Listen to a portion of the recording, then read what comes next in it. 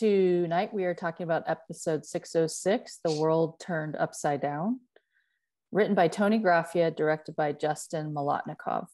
I'm Courtney Williams, and I produce this blog, Outlander Behind the Scenes. And I am a book fan and a show fan.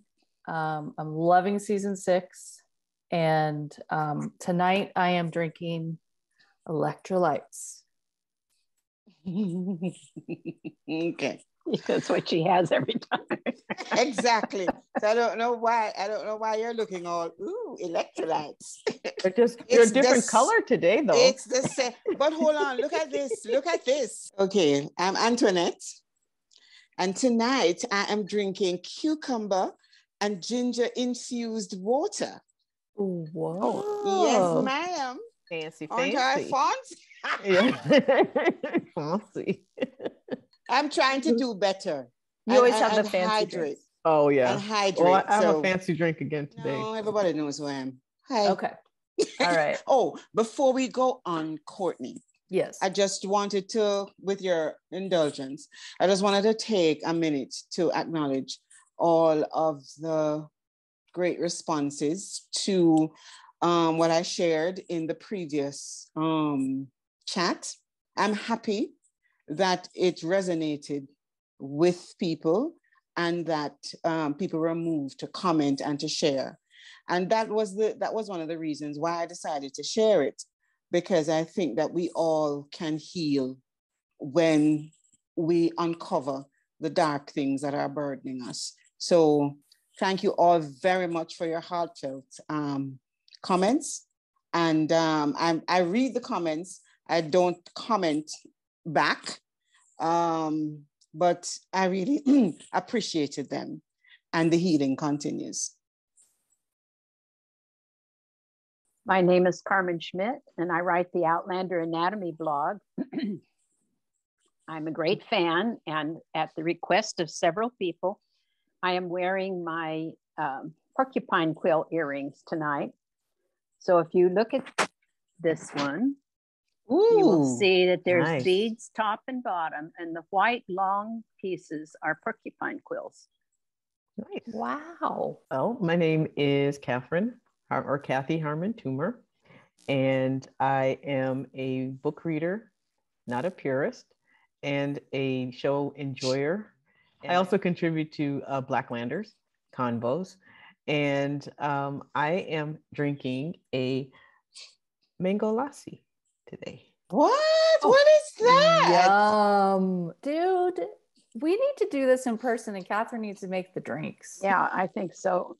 I forgot to say Mango that what? I'm having good earth. Mango lassi. It's Indian. Cardamom. It's cardamom and mango and yogurt. And traditionally, you put rose water in it, but I didn't have rose water, so I used just a touch of orange juice. Oh. I'm drinking Good Earth tea tonight. Which tea? It does matter. Good Earth. Oh, okay. What flavor? The sweet and spicy. It's got a lot of cloves and cinnamon, things like that. It just felt good because it's been cold all day. My overall impression was, wow, holy crap. Out we go there, Lander. Like, I couldn't believe everything. I couldn't believe they crammed that whole storyline into that one episode. I didn't look at what the full time was when I got started. And so there would be a scene and I'd think, okay, that's going to be the end. And then we'd keep going. And then the end was the end. And there were some issues. I thought overall to tell that whole story in one episode was pretty impressive. And I was pretty riveted for the whole ride.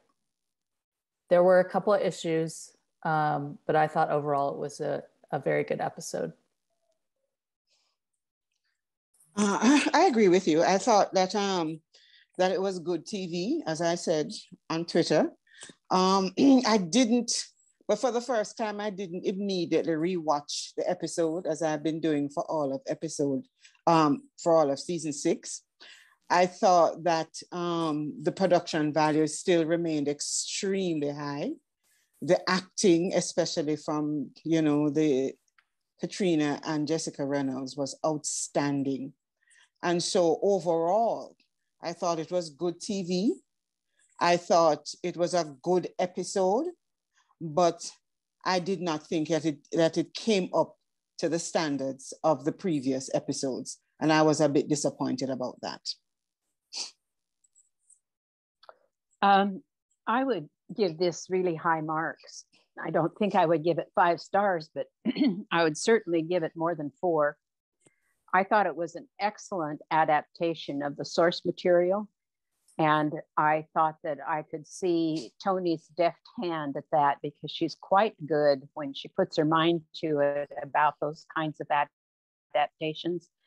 And it was a tremendous amount of ground that was covered in the book in this one episode. I mean, I was just astonished by how much they got in there. And it wasn't perfect. I agree with what's been said. I wouldn't call it perfect, but I was riveted when I saw it. And then I saw it Saturday night, and then I watched it again Sunday, this time with my husband, and he was riveted again too. So we both really enjoyed the episode a lot. I thought it was great. It wasn't the best of all the episodes, but it made me forget I was actually watching actors and a story, because it was just so seamless. It was so well done and so well acted and so well edited that essentially I from beginning to end, I just was mesmerized, and honestly didn't even notice some of the issues until I watched it a third time. The first time I was just like, wow. It was hard for me to pick a favorite scene because, but let me try. My favorite scene would have had to have been the scene with Claire and Jamie after he comes back from the Continental Congress, when, you know, they were talking about what had happened on the ridge and that kind of thing. I think for the first time in the episode that it sort of slowed down a bit, and we got, you know, some of that Claire and Jamie interaction, which for me always centers an episode. It was hard for me to choose because I had quite a number of scenes that I really thought were powerful, but I'm going to choose one of them because it was just so lovely to see those two work together. And that's Jamie and Claire, when he climbs up in bed with her after he's been on the floor, and he starts, at her request, enumerating the things that he appreciates about her. And they are quite humorous, and they are from the book. And I just loved that part of the book. And I just loved his delivery of those lines, you know, as he's telling her various attributes, and then, you know, compares her to a badger and other things. So I really enjoyed that scene. Weirdly, I went to the action things as my favorites. I thought the Malva accusing Jamie scene was a really well done, and I put that as my favorite. The acting, I thought Jess Reynolds was fabulous in this episode, and as was Kat, as was Sam, as was Mark, as was Alexander Vlahos. So I just found that scene, even with Miss Bug popping in, I thought it was so well done and such a great adaptation that I really enjoyed that one. Mm-hmm. I agree. That was a great scene. My favorite was a combination of the scene when they went to the McNeils, followed by the scene, well, then of course, when you had the break because of the introduction and the music, but then the scene where she was looking in the microscope with Malva. And mainly because to me, it represented such a perfect example of the compartmentalization that happens in medicine. And that's what it struck me, that she was like trying to save lives. It was difficult for her, and then she went straight into scientific mode to figure out what it was, and she was very she was very objective when it got to that point, even though she was probably extremely emotional in one place, but then she became a scientist in the other. And it just, to me, that was just a perfect example of people saying, how can you handle so much death and still be a doctor? That's it. This scene with them in the barn after the accusation, I thought that scene was very, very well done. Because it would have been so easy to play it all hyper and melodramatic and over the top. But I thought that Sam was very restrained and gave space to Katrina to go through all of those emotions that were called for in that scene. So that was my favorite scene because they played so brilliantly against each other. And I thought that it was a really, really good adaptation of that really fraught scene that was from the books. Did you guys notice how beautiful they both looked in that scene? My word. Jesus. Yeah. Oof. I mean, I was like, you should cut all your hair off, girl. Have you ever seen her in a hairstyle that doesn't work? No, but I mean, when she was pregnant, but she was glowing. She was bone so structure. And then you turn to him and it's like, wow, he's gorgeous. I don't know. It was like a cold day. So they were both, their color was up and they just both beautiful. looked so gorgeous in that scene. As odd as this is going to sound like, I can't say that I enjoyed the scene in the usual use of the term, but I was riveted by the scene where Claire tries to save Malva's child. She played that so well. The look on her face, her desperate attempts to resuscitate the child, or not resuscitate it, it hadn't breathed yet, but to bring breath to it and life to it, were just extremely touching. And her desperation harkened for me back to Faith, the episode about Faith. It reminded me of my baby, where's my baby? And I can't help but think that brought that up in, if she were a real person, that would plug in there and be a very powerful force. But I thought that, she's the only one in that scene and she carried it off. I mean, the only one that was actually doing something active. And but she pulled it off extremely well. I just was really impressed with her performance. Yeah, I agree. I had that as my favorite, but I felt like too much of a sicko. Well, that's why I prefaced it. I prefaced it a little bit. And I thought about, and she did Faith. She acted that scene, Katrina. And that was very emotional. She did a lot of interviews about that. And she was pregnant doing this C-section and reviving this baby. I mean, that must have been very evocative. I think it's a prime example of what a professional that she really is, about her acting and her gift that she gives to all of us in this series. I have to say, they've got a pair of them. I did not think that they were going to show that scene. I thought they would pivot, and maybe give hints of it, or, not really show it in detail. But I was like, oh, wait, I can't believe they did that. And they did. And it worked. My next one was the Claire and Malva scene when Claire goes to talk to Malva and Malva tries to, keep her story, but then she starts to crack because, and then Alan comes out and she goes back, like, oh, yes, that's right, you're a witch. And then Claire's basically like, well, I tried, you better stay the hell away from my family. I thought that particularly those two, but all three of them were really fabulous in that scene. Mm-hmm. That was one of mine. I wanted to say one thing, if I can add. In the book, she calls Malva the daughter of her heart. And I just think, you know, she was just so pleased to have her be her apprentice and have her carry on, you know, be by her side, because not many people are interested in doing that with Claire.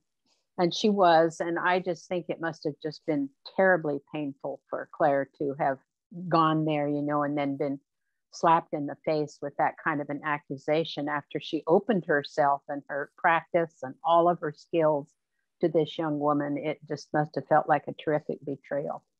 Mm. The one I liked, actually interesting, was the one when she woke up with Roger. Mm. It was very subtle, but it was very moving. And it also harkened back to their connection from before they arrived, before they went back in their modern times. And I thought that, and he was just so soft and gentle and caring, and it was just clear that he loved her. And even though he doesn't have a mother, Billy, and so Claire's probably like the only mother he's ever really known. And for him, it was just very touching. And I don't know, some of it I think is because of just what we're dealing with my father-in-law. And it's just like people sometimes forget that in-laws are still your children. You know, just because they have in-law doesn't mean you're not related, and you don't have the same feelings that you have for your own parents. And I like that scene for me, perhaps for that reason, but I thought it was well done.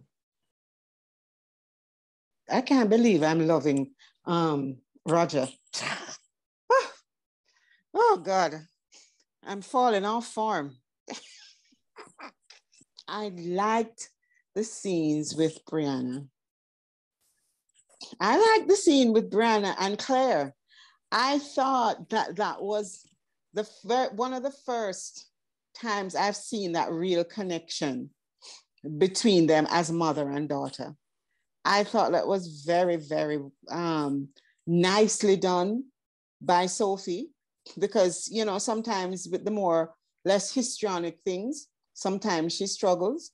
But I thought that this softer scene with her and Claire was really well done. So I really like that, you know, because I've been longing to see more of that genuine mother-daughter connection, because, you know, we're seeing more of a mother-daughter connection between Claire and Marcelly, and even Claire and Malva, and not so much with her own daughter.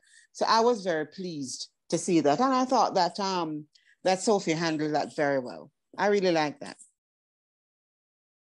I don't agree. I think it was well written. I think it was realistic in terms of what type of scene it was. But I could see her acting, and it took me out. Okay.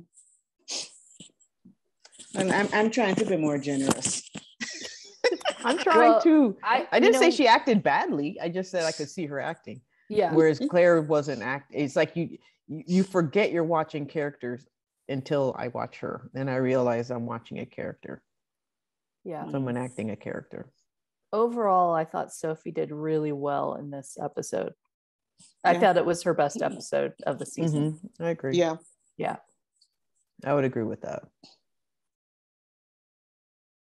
Carmen, let's go to you for what worked.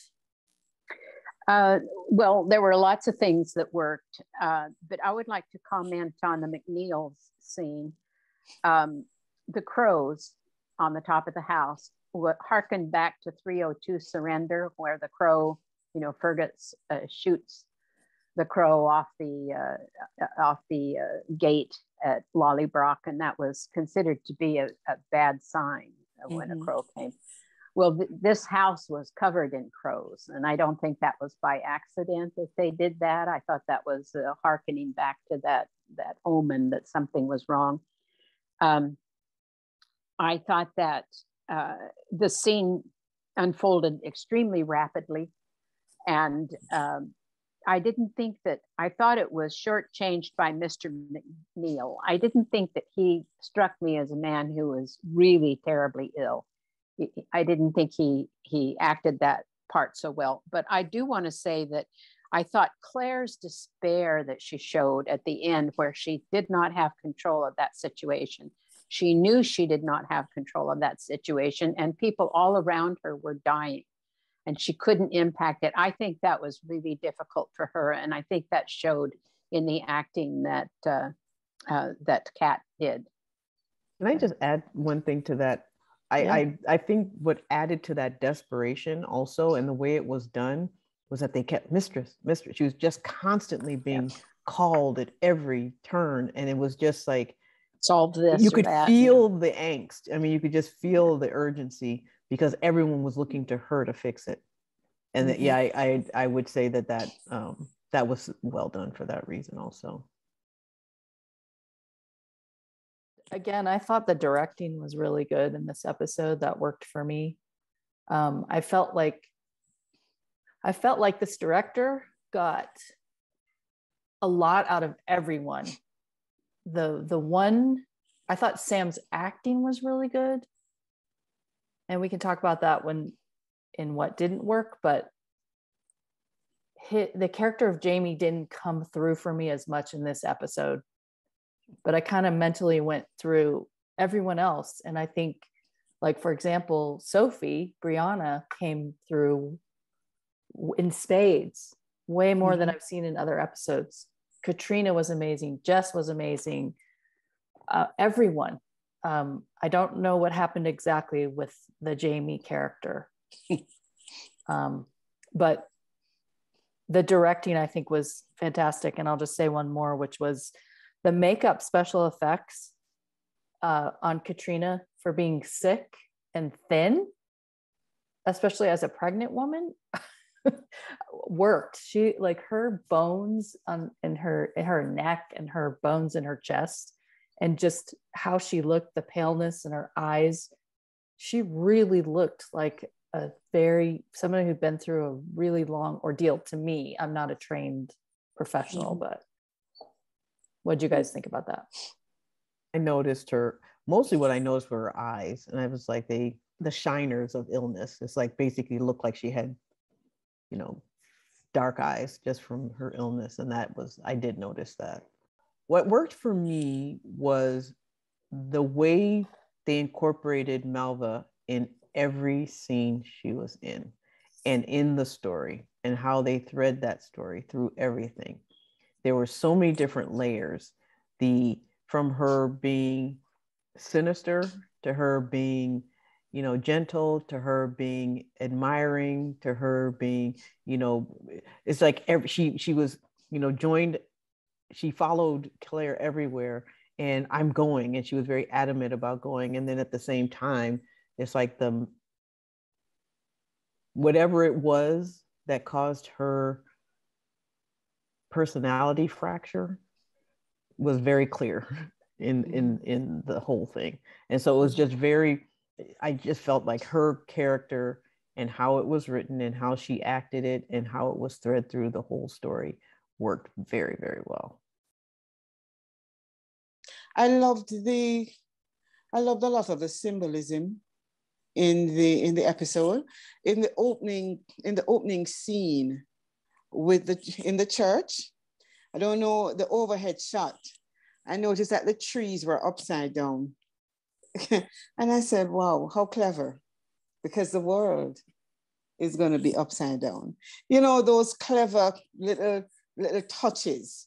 And then there was another scene where I think right after the accusation, and I think Jamie leaves, and then there's a scene, another overhead shot with the snow on the ground, and everything just looks so cold and barren and unwelcoming.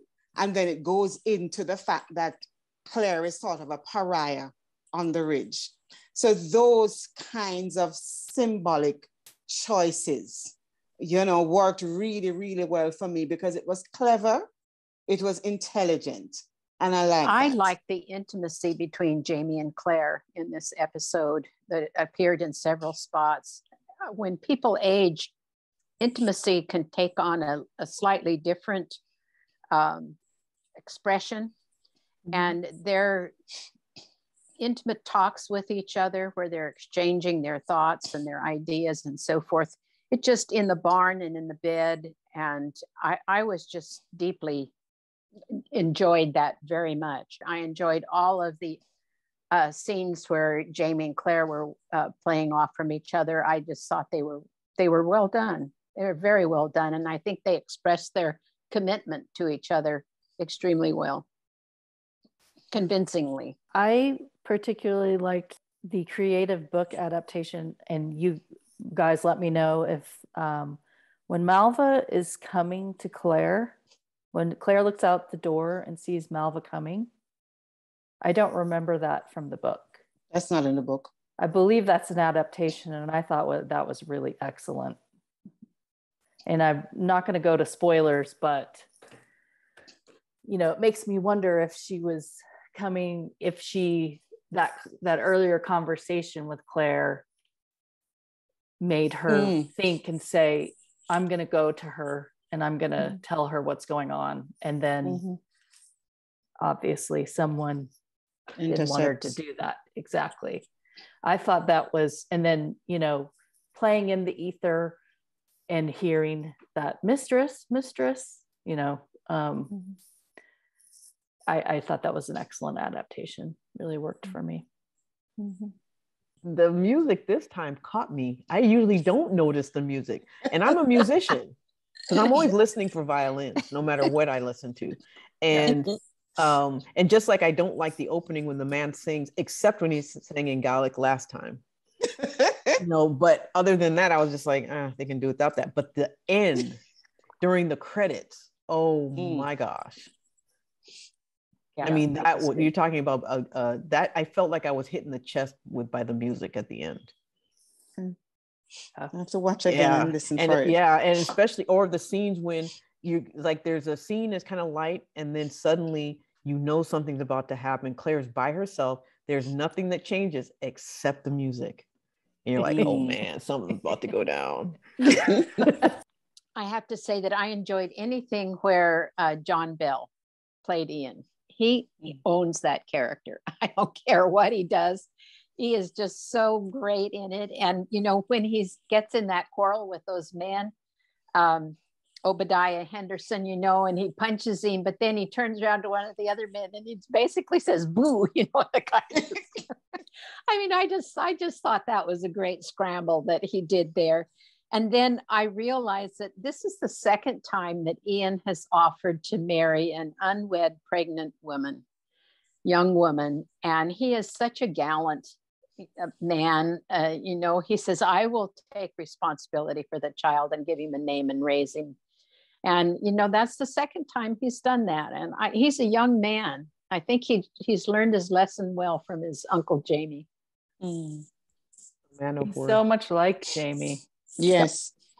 And as this book series goes on, more and more, like in Bees, more and more. I was like, oh God, yeah. Young Ian jumped out at me in that book. I don't know about you guys, but it's wonderful. It did.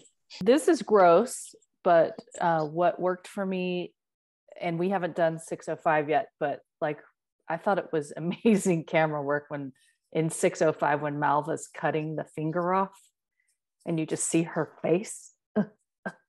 Like that was more powerful to me than if you just showed me the finger, very much the same as in the garden scene when Claire's cutting and they show Malva's body wiggling from the cutting.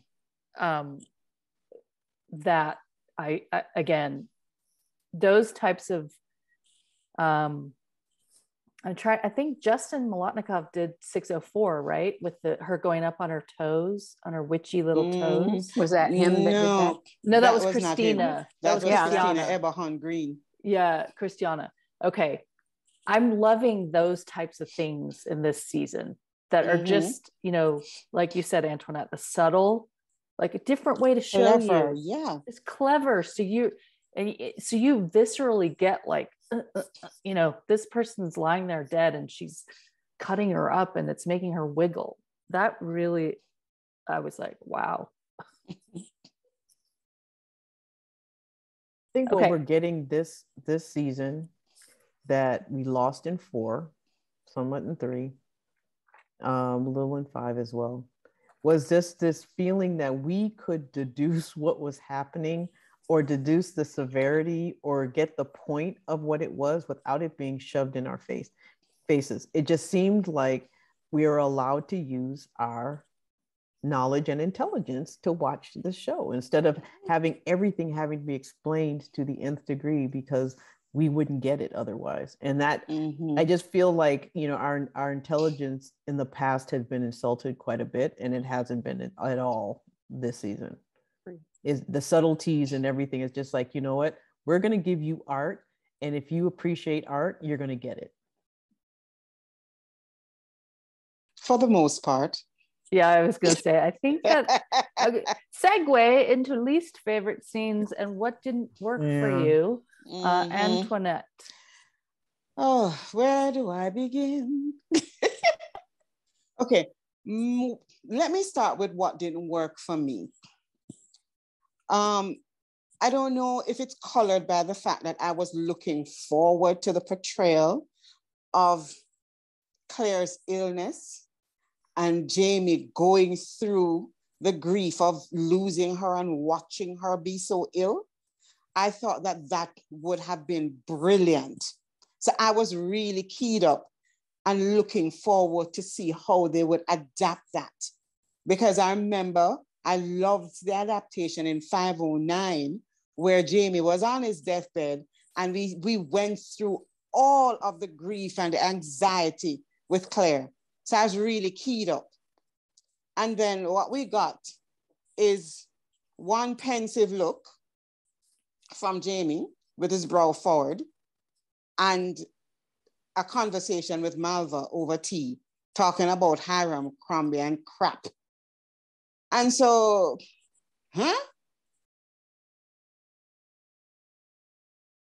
I don't understand why the creative team thought that it would be a good idea to just gloss over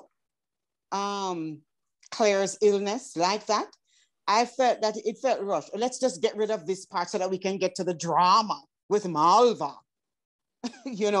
And so that did not work for me at all. And the other thing that didn't work for me was Jessica Reynolds is a wonder. She owned that character. She is brilliant, but she was overused in this episode. And it brought me back to something that happened in previous seasons where the creative team is so enamored of a particular performer that they overuse them. It happened with Tobias Menzies when they brought him back in season 4. So this episode for me and this story arc should have been about Jamie, Claire almost dying, and Malva, but it became the Malva-Claire show. And I think that did a disservice to the story. We didn't need that scene with Malva and Jamie with the tea, unless they were trying to hint that, maybe, when the revelation comes out, maybe that was for non-book readers who would say, oh, maybe Jamie did, because here they are. Claire is supposedly upstairs dying, and he's down there reminiscing about Hiram, Crombie, and a damn snake. I was so mad. We didn't need that scene, that particular scene with Malva. And we also didn't need the scene, I think, in the last bit, the either scene, where Malva comes back and is taunting Claire. It was just overindulgent. I understand the instinct to have her on screen as much as possible because, she is so great, but not if it doesn't serve the story well. Put her in flashbacks to come back in other episodes. But I thought in this episode, it contributed to the imbalance of the episode, where it devolved into the Claire and Malva show. And also the last thing that didn't work for me was having Claire be the one to go to talk to Malva. In the book, it was Roger that went to talk to Malva. And that would have made more sense to me. I don't understand.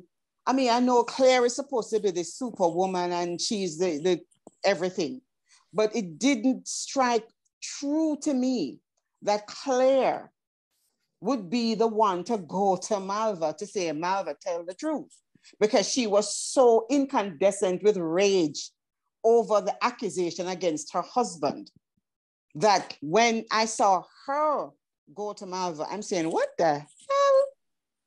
So that didn't work for me at all on any level. And the last thing, that damn snake in the dream, I almost, because snakes trigger me.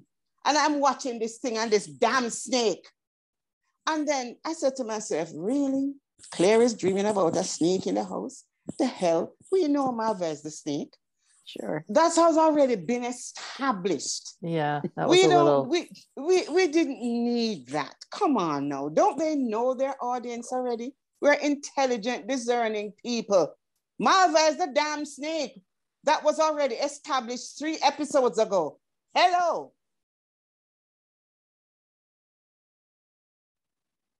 I disagree with you on the Claire going to Malva because Claire sees Malva as actually loves Malva. And who Claire is, I believe she would have thought through, why did she do this? There is something wrong.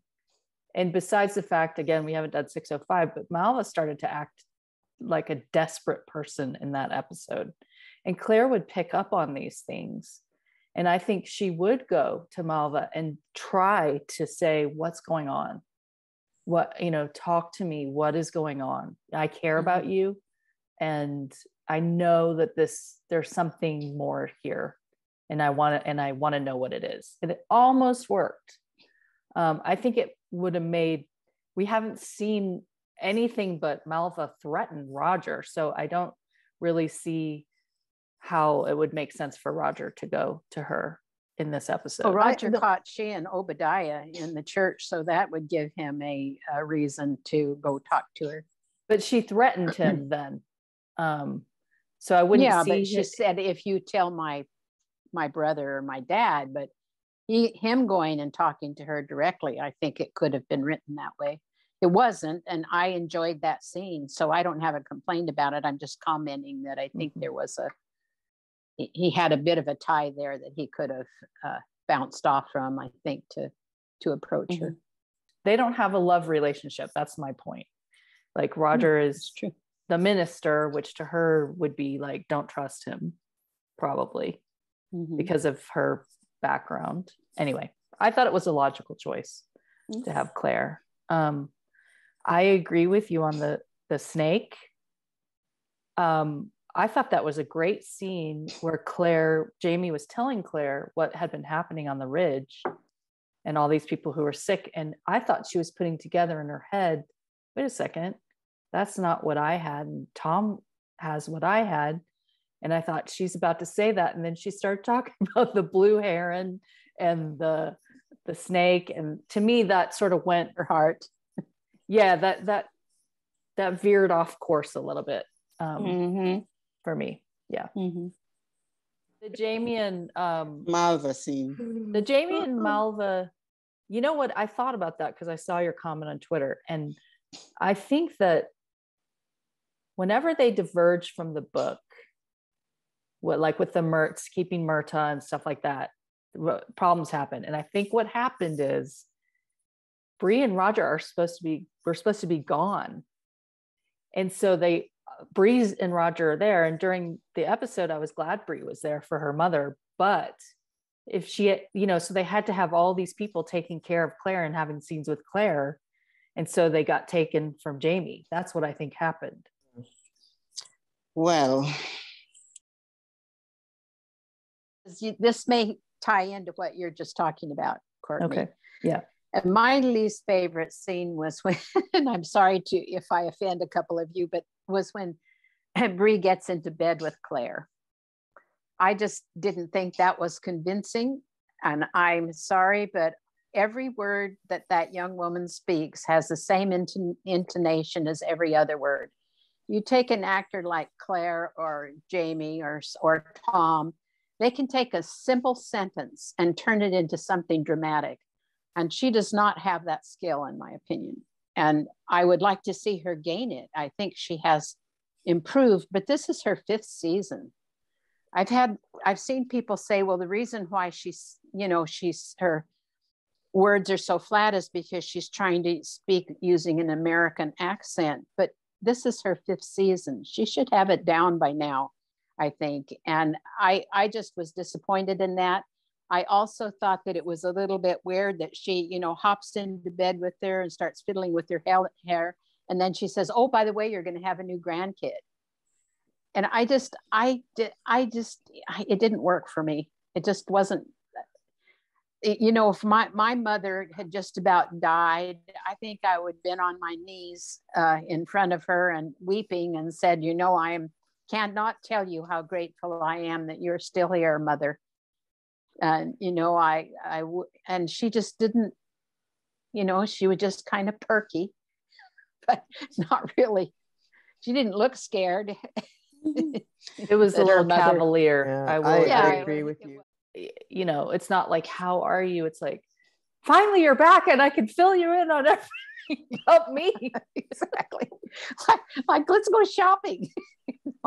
I think it would have been a much more powerful scene had they said nothing and she just pressed her forehead against her, like cradled her face and pressed her forehead against her cheek and just sat there.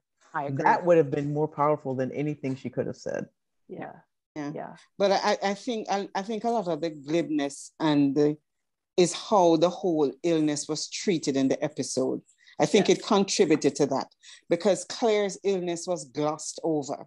It was like, let's just show this so that we can get to the real stuff.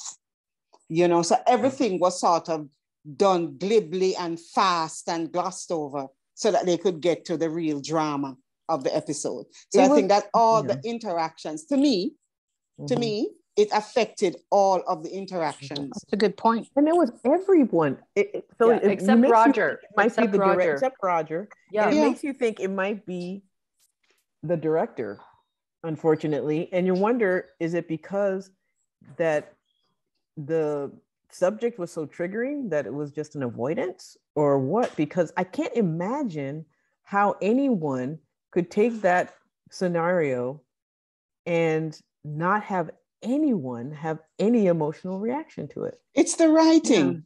Yeah. Except it could be the Malva, editing. of all people, referring to it later.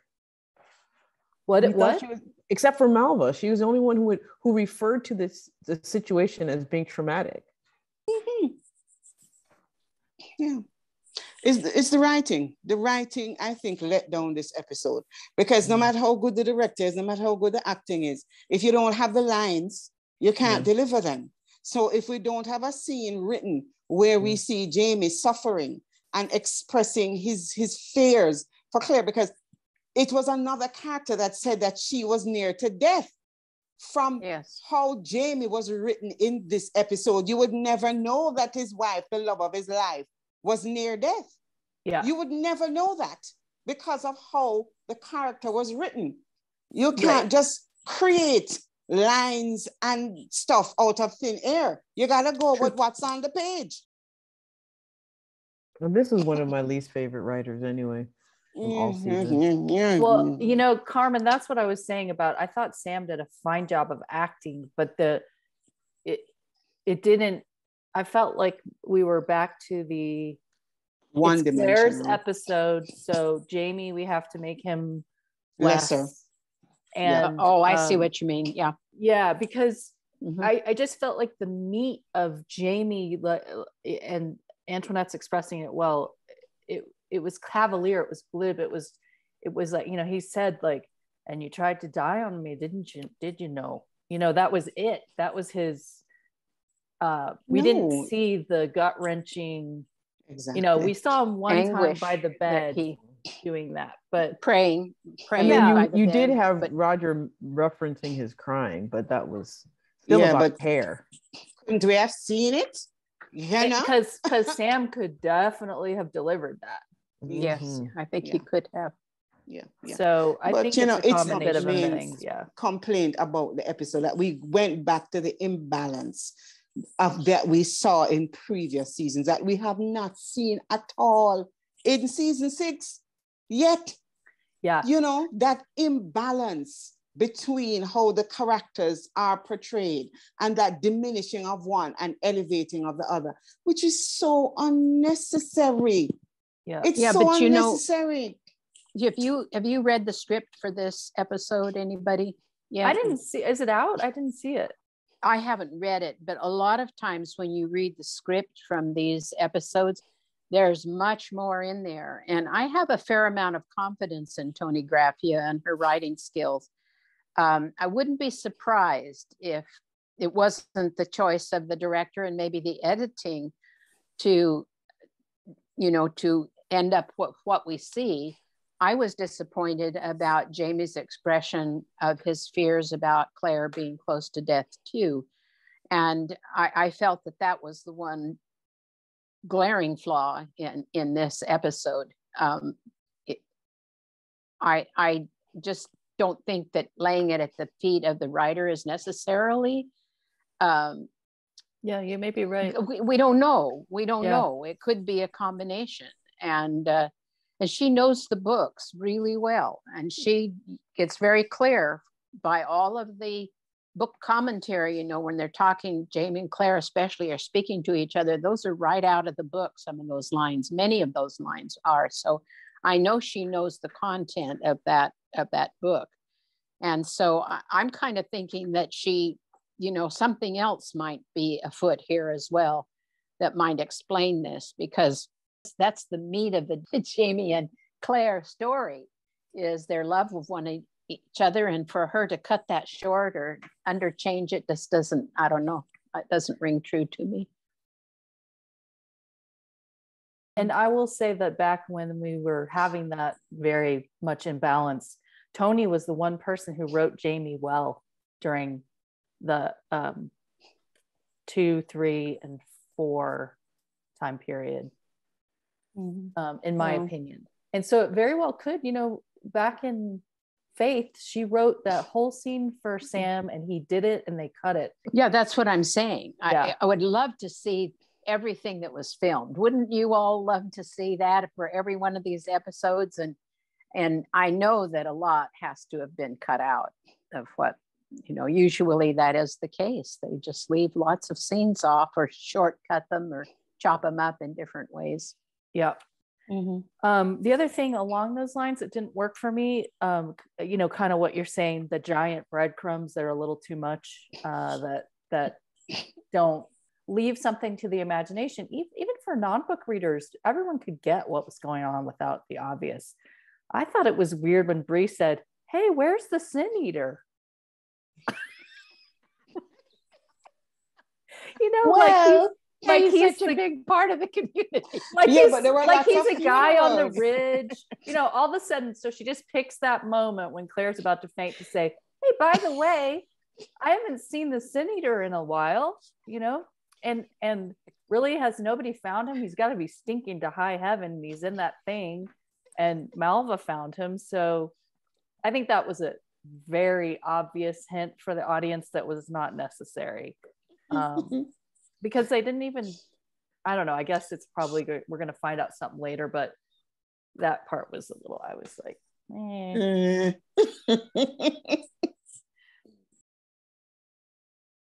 Well, my other one question about that scene, do you remember when everyone was looking forward to Jamie seeing Brianna's photograph and he's the one who said, "I disintegrated internally"? That's the only other thing I thought is maybe he was disintegrating internally. Yeah, but we didn't even bloody see that. We didn't see him. Yeah, except for that one scene when he's by the bed and he was very convincing. Did you even see that? No, that was in the promos. That wasn't even in the episode. What? It was in the episode. No, it was in the episode. Yeah. I didn't see him by the bed praying. He was by the bed and he was very obviously distraught. And I saw him standing up, looking down.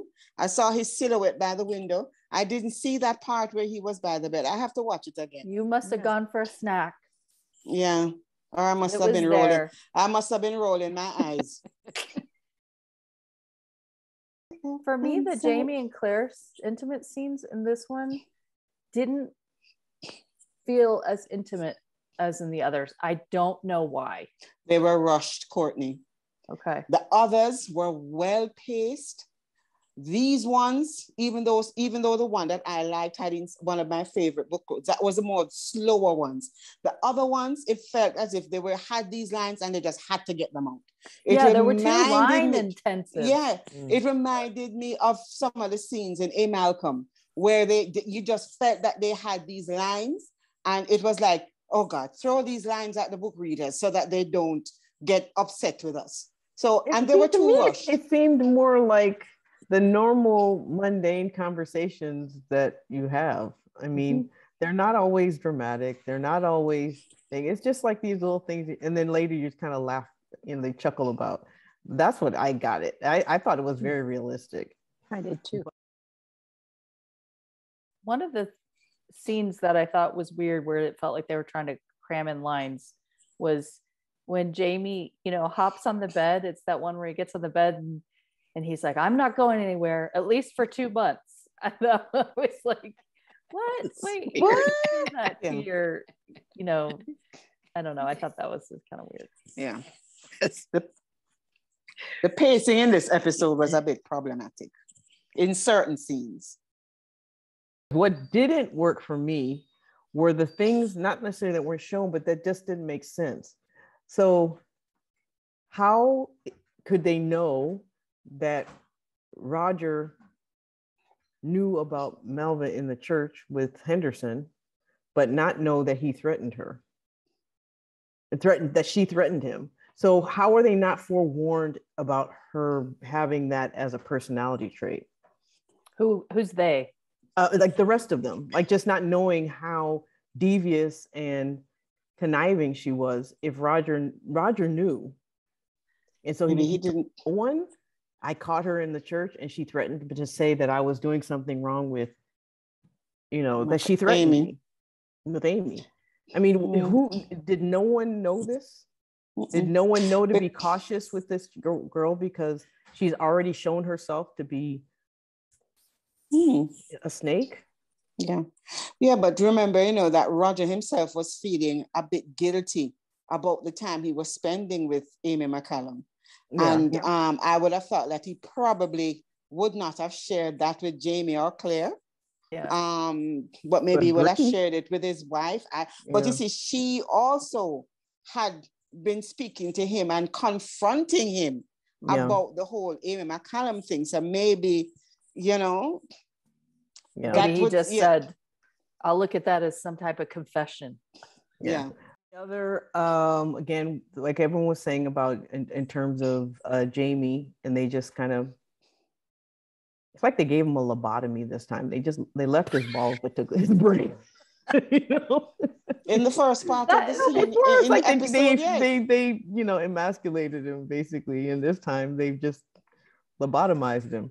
I mean, that's what it's like he didn't come through. The only time I say that wasn't the case was in the scene where he was when Malva, accused him.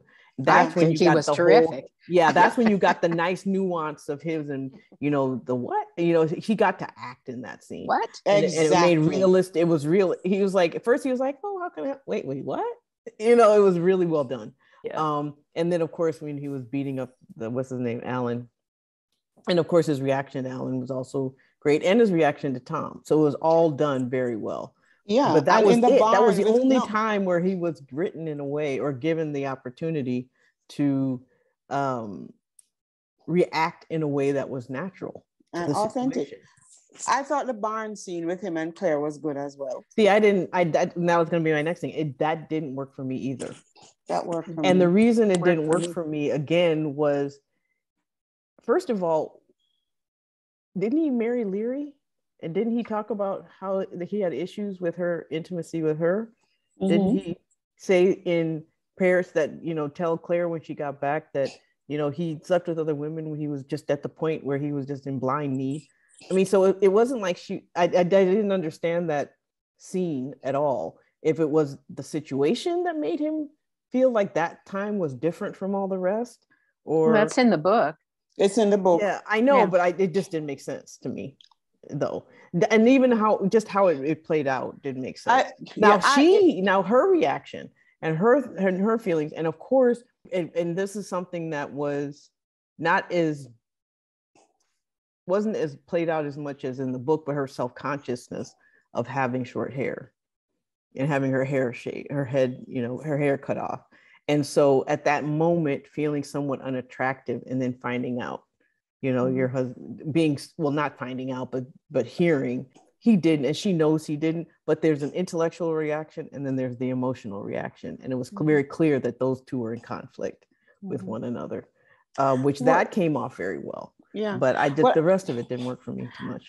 You see, it made sense to me because with Malva's revelation and accusation, I think Jamie felt that this is a time for absolutely no more secrets. Yeah. None. Everything has to be laid on the table because the very heart of their marriage is being threatened. And Claire must know that there is nothing that he has not told her. So it made sense to me from that standpoint that everything is on the table now, because you have to have faith in me now. And you can't if I have not told you every single thing. He never told her about Mary McNabb. She knew he married Lyra, but he never told her about Mary McNabb. She also knew about Geneva. And she knew about Geneva. But he never told her about Mary McNabb. But that represents a pivot in what they agreed to on their honeymoon or their wedding night. I don't remember which it was when they said, there's always room for secrets, but not for lies. We have to be truthful. Well, this represents a pivot because he's been absolutely not having any secrets from her. And I think for the very reason that Antoinette just described, that he wanted to, this is a really crucial time for their relationship and for him to put it all out there, so that she could believe him that what he was telling was the truth, that Malva was the one that was lying in this situation. And he explained, he said, no matter what I say, it's going to come off. Well, you can't defend yourself against a lie. And that was, I thought that was very realistic. And the only thing is that if that was the case then why was it taken away in the rest of it? I mean, if there's that much of a connection and that reason for that connection in that scene is why that scene happened, then again, why then the distance and the lack of connection when she's on her deathbed? Exactamundo.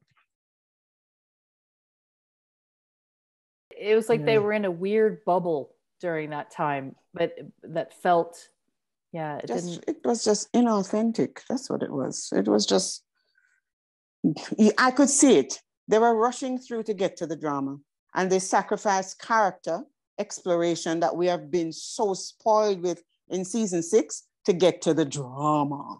The other thing that didn't work for me was, again, the scenes with Sophie, even the one where she was with Roger in the forest and they're talking and she was like, Daddy, and when she was talking about why she thought she would have sworn up and down that, her father or that Frank wouldn't have cheated. She was 18 then.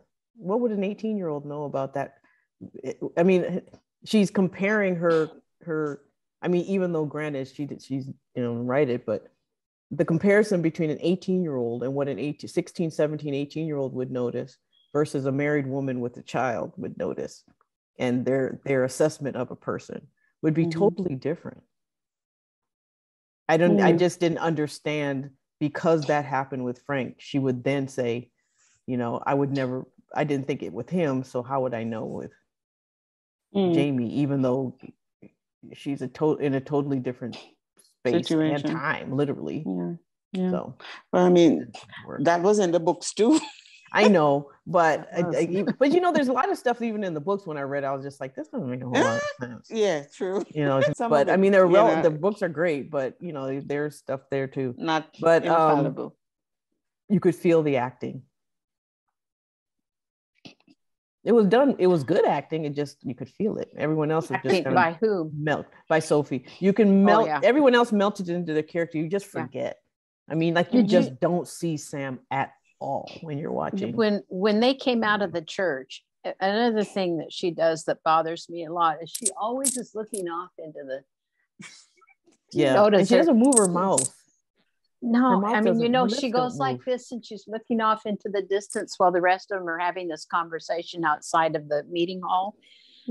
She does that a fair amount. If you watch her, she kind of looks off into the distance, and I don't know whether what she's trying to give her character something by doing that, or if it's just a habit that she has. But I felt like all of her scenes just fell flat.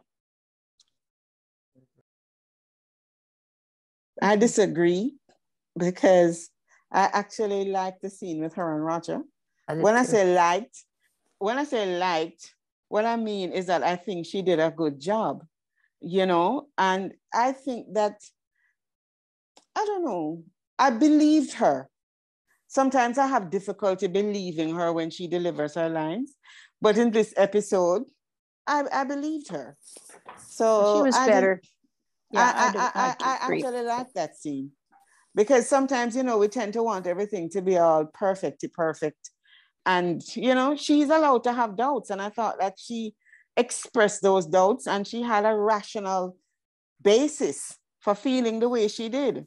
And so, you know, I thought it was very effective. I liked that scene too. Okay. Well, it wasn't my favorite. It wasn't a standout, but it worked. It's good. Yeah, it worked. Yeah, that's okay. Let's go to things I noticed. Antoinette. I noticed, did the McNeil cabin, did it remind anybody else of the Beardsley cabin? Yes. It probably was the same. It's the stinky cabin. That's what we'll call it from now on.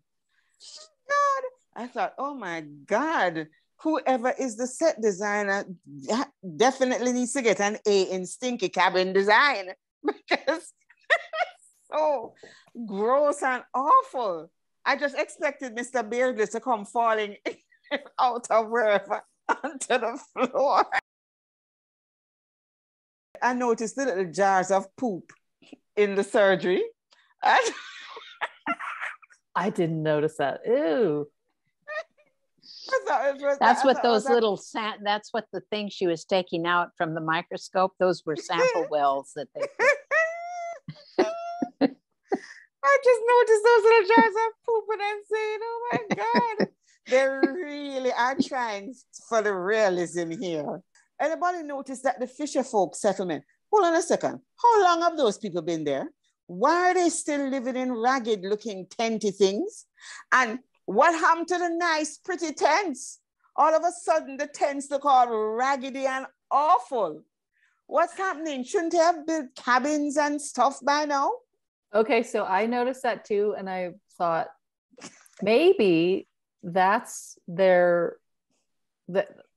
they are while they're building the cabins. The cabins are off somewhere far away, and that's like their workspace or their temporary whatever. I don't know. That's I got the impression that's their work, that's the towns, and where everyone has their shop, and then they live somewhere else. Except for the Christies who live right on that street. Yeah. And they have a cabin. And Tom, that cabin leaks air, I want to tell you.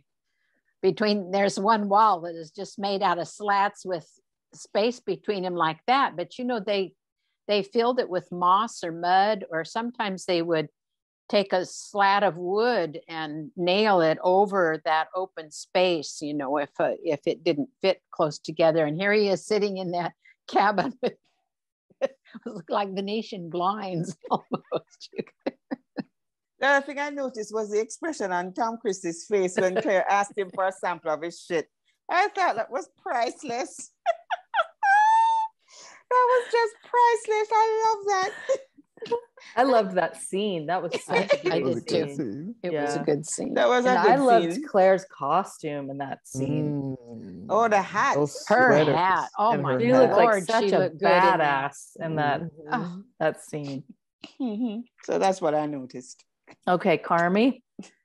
Oh, I noticed quite a few things. One of the things that I noticed was Sam picking up Claire from the bed. That's not, I think it was really her that he picked up from the bed. And that's not terribly good for his back. And then he carries her into the base of the stairs. But then I hope that they switched her out for a dummy that he carried up the stairs. I cannot imagine that insurance would allow him to carry her up and expecting a baby. I just can't. He fell. That would have been. Yeah. Yeah. I just can't imagine that they did that. So that was a heavy lift for him. I had to think about that. I would like to know why Roger's voice is completely healed now. Yeah. He doesn't have any residual, and that's a pretty big part of some of the books to come. And so I'm curious about how they're going to handle that. Yeah, he had his singing voice back in last episode. Yeah, I remember I remarked on it in the first episode. I'm saying, how is Roger's voice all the way back? Yeah. Another thing that I noticed was that Claire's hair grew back an awfully lot in 2 months. Hair grows about a half an inch a month, so it would have only been about an inch longer. And I was also disappointed that her hair wasn't shorter, honestly, because in the book it was just bristly frizz, that they cut it almost down to the scalp, it sounds like. So I was a little bit disappointed in that, but also surprised that they had her hair coming back as quickly as they did. I also have to say that if I had that red and black wall covering in my bedroom, I think I would have some bad dreams too. That was. Oh yes, that was really awful. Really that bad. wallpaper is awful. I'm gonna ask Gary what happened. Good idea. Maybe they got it free and just had to use it. Maybe, I don't know, but it really was stuff of nightmares. So yeah, it's and so busy and dark. Yeah, it looks like something out of a French brothel. It did. Yeah. I have to say that next to the microscope was what looked to be a lantern burning. I couldn't tell whether it was a lantern or a brazier. I think it was a light source that she was using it for, but my eye went to that because it may come back as part of the story in the future. I'm not sure. We'll see. But I noticed that, and after she and Malva leave to go on her rounds, the camera sits on the microscope and that structure for longer than necessary. And so that's why I thought maybe it has something. But then I was wrong about Emily. So I could be wrong about this one too. They may have thought that was going to be Emily, Could be. Could be. Way back when. And maybe, I don't know, maybe she was not available and so they had to recast. We don't know. Well, and they did an excellent job. Yeah, they did. The casting director of this show is just phenomenal. The one last thing that I noticed, and that is that when they're at the McNeil's cabin, Claire says, "Don't put your hand over your mouth," and there's little. I mean, she said, "Don't put your hands on your face." And Lizzie goes like this. Seconds later. Yeah. Lizzie, what are you thinking? I don't think Lizzie thinks much. Yeah, no. To be honest. I don't think Lizzie has a lot of brain power going on there.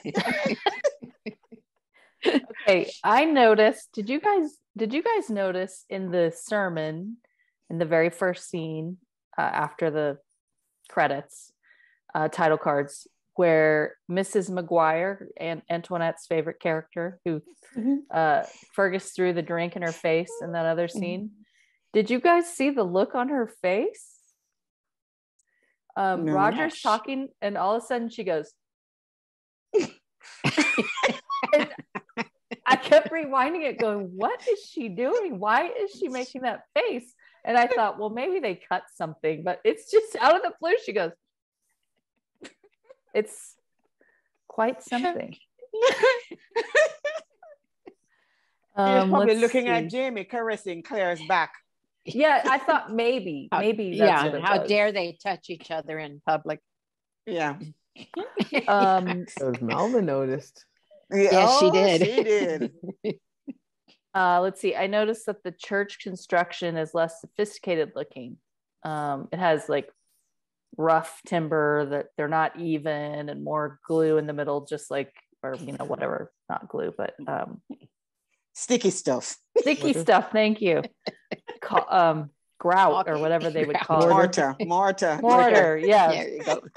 Which would make sense because the inexperienced fisher folk made that. Exactly. I noticed that the unmarried women had kerchiefs on in church, Malva and Lizzie. It's church. You're supposed to cover your head in church. But not the married women? So the married women are supposed to wear them outside of the church? I don't know. Anyway, I'm confused about that whole thing. Yeah, they're confused too. I noticed another thunderclap. Did you guys notice? When Lizzie comes in and says that Mrs. Ogilvy is sick, and Claire packs up her stuff, and Malva says, I'm going with you. Mm-hmm. There's a thunder as they're leaving. Oh, I'll have to listen for that. I missed that. Oh, when did we watch that?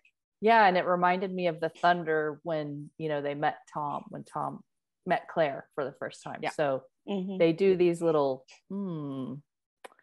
I did say I wonder if it was harder for Sam to carry pregnant Katrina. When Jamie pauses and looks up the winding staircase, reminiscent of episode 207, Faith, when he comes back from jail, and before he goes up the stairs, he stops and looks up. And I think it was Ruth Ann wanted us to comment on that. She said, I thought he was like, shit, she's heavy. I have to go all the way up there. And then someone said he thinks that might be his last time because she might die. I don't know. How did you guys? Yeah, I actually thought that he paused because he remembered that he wanted to be in his bed upstairs when he thought he was dying. And so I thought that is what gave him pause, to take her upstairs to basically die. Yeah, that's what I thought too. That's why I was like, so he was dreading it, but he was dreading it, but not because she was heavy, but dreading it because he thought that's what he was doing. Right. Yeah. He was taking her to his deathbed. Yeah, exactly. Resting place.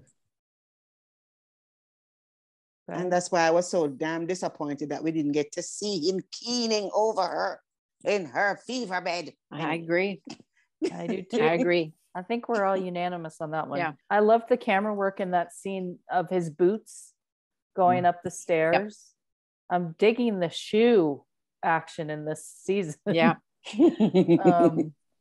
I noticed that Adso was looking at the camera and the crew and the broom in his scene with Claire until she fed him. Cats are not going to be good actors. Come on. Because they don't give a shit. And I already said the other ones. They don't care. Yeah, exactly. Did you all notice the date on the letter that Tom was? Yeah, go for it. January 1775. Yeah. And I looked like he was writing to a family member of someone who had died in the fisherfolk community. Oh, interesting.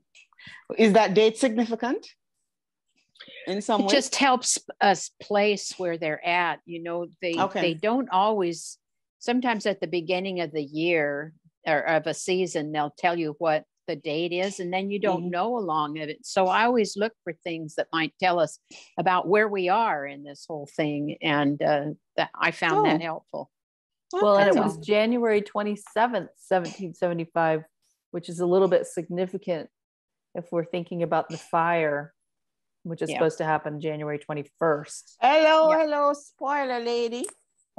Okay. Some year, but we already know about that. We found out. No, about that we in the show. don't. Yes. When? I thought Bree saw it. Bree That's why saw she it on came Frank's to- desk. That's why she came back in the first place. She saw the date, Oh, and yeah. then Roger knew, and she got mad at Roger because she knew that she found out that he already knew. Oh yeah, We yeah. just And found same out a long thing. time ago, but we know that. No, it was in season 4. I've blanked so much of season 4 that it is not surprising that I didn't remember. I noticed that Bree looked pregnant in episode 604, but I didn't say anything because I didn't want to get flack. In the scene when they're shooting the clay pigeons, and then they go up on the porch and she's talking to Jamie and she's leaning back over the railing. She's got a little tummy, and I was going to mention that, but She said she waited a while. yeah, She tells her mother, I've waited a while to tell anybody because I wanted to be sure it was real. Yeah.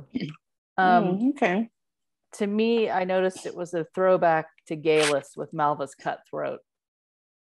Oh yeah, there were lots of throwbacks. Yeah. Although Gayless lost her whole head. Practically. She did, but there was something similar there. Yeah. Yeah, I love the stable. That's a beautiful building That they made is. there. Yeah. It is a very beautiful stable. Did you guys think that was an awfully big nail that guy used to hammer that little tiny piece of paper? About boycotting British goods. I didn't think about it. It looked like a Oh God, I love all the things that huge. Carmen notices. I didn't even notice. I was myself You that will I this noticed time what when it you was go. written on it. Yeah, I did too. I'm sure that it was exactly what they probably wrote, what the Sons of Liberty sent out. It was probably exactly a duplicate of it. Oh, I'm really loving this adaptation with Jamie's involvement in the Sons of Liberty. It's playing out differently to how it was written in the books, but unlike with the regulator foolishness, I think this is really well done. I like it. It's seamless and it makes sense. Things that I noticed. One was, okay, the house is grand. Clearly, the skill of whoever built the house was very good. The cabinets, the tables, the chairs. Why is the bed so damn small? I think because that's how they were back then. They were. I know, but it just seems like Claire wasn't from back then, so she was like, I want a bigger bed. And Jamie's so damn big. So damn big. I was just like, why are you? True. It's like she they were in a could twin say bed. that. They were like squished. That's what I noticed. Like this huge room and this little bed. You got a bathtub in there. You got chairs. You got stuff. Why not a bigger bed? Anyway, that's what I noticed when they're both in the bed. It's like it seems awfully small. One person turns over, they're gonna knock the other person out. Anyway, so I noticed. The other thing I noticed was actually, which I didn't notice before, was the wall color in in Bree and Roger's home. It was this nice deep charcoal color that I hadn't noticed before. Like I'd noticed the blue, that deep aqua in Jamie and Claire's house, and I noticed the beautiful mustard color on the outside, but I hate the maroon shutters with it, but that's another story. But in their house, it was beautiful. I mean, they have color on their walls. I thought it was it was color. No, it so I thought too until today. I mean, I watched it again and I thought, wow, that's a beautiful deep around the fireplace, like the fireplace color, and around the wall that the fireplace is on is like I have to watch it again. Charcoal. I'll look for it. Yeah, great. Do you think these are all still Gary's walls, Catherine? Yes, they are the same colors as they were when he was there, except for this one. I never noticed the wall color in now, because Fergus and Marcel's house, they had green, but it was two different types of green. The one they had in Wilmington was one color green, and then when they were in the Ridge, they had a different color. I thought of one other that I noticed, and that is that Malva seems to have followed Frank's playbook. Remember when Claire harkens back to, he told her that she, as much as she could to tell the truth. This is in episode 102, I think it is, when she's sitting at the table with Colin McDougal. Thank you, Colin.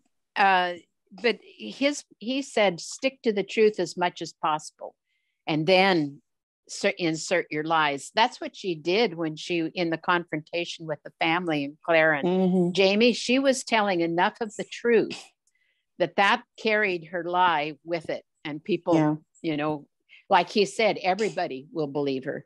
You know, she did a great job of doing that very thing that he said. That's what was MI6 or whatever he was in. That's what they taught him to do. When she mentions Jamie's scars, the look on his face wasn't, how in the world could she possibly have known that?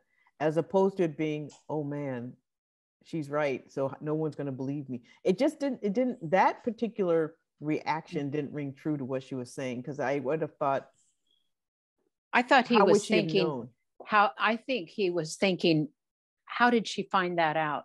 Yeah. Because she's not telling the truth. She's seen me somewhere. When and where did that happen? It happened. That's what I would think. That's what I think he was cataloging through his mind. And I also think he was monitoring his facials, knowing they were watching. Yes. That if he was like, Alan, when Alan says, drop your brief so that we can check. Such a weenie. He did a good job in this episode. He did. Yeah, he did.